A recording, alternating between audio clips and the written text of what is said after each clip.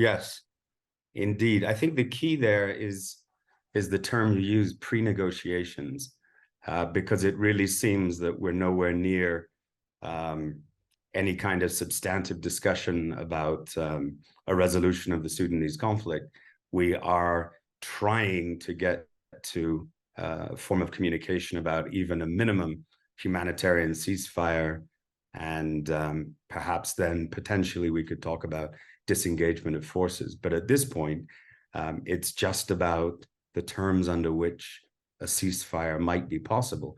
And here we know the two sides are very far apart, that the Sudanese armed forces, or the SAF, are demanding that all forces, they and the rapid support forces, or the RSF, should return to the positions that they held prior to the outbreak of hostilities, and that the RSF wants a ceasefire that freezes forces in place, because the RSF moved very quickly in the early days of the conflict into Khartoum towards capturing the presidential palace and coming close to the military headquarters.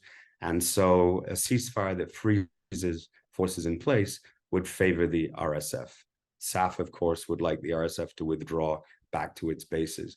So even there, I think the talks are stalled. They are still talking, but we see no signs of progress yet out of Jeddah. أنت تخبرني أننا أمام هدف محدود لهذه المفاوضات، وهو هدنة والعمل على الجانب الإنساني، ومع ذلك لا تقدم حتى الآن. That seems to be the situation. There have been suggestions that there could be, we could even reduce the objectives of the negotiations further to strictly humanitarian ceasefire, to allow provision of medical supplies, food, and so on, and also to allow essential services to resume, especially in the capital Khartoum, because for several days now, close to a week, water supplies have been largely cut off, medical supplies have been effectively embargoed by a closure of the main pharmaceutical facility.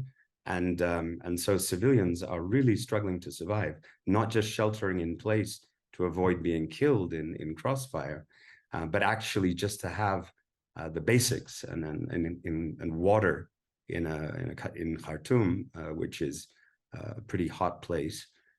Never mind essential medical supplies. These are things that, of course, people need.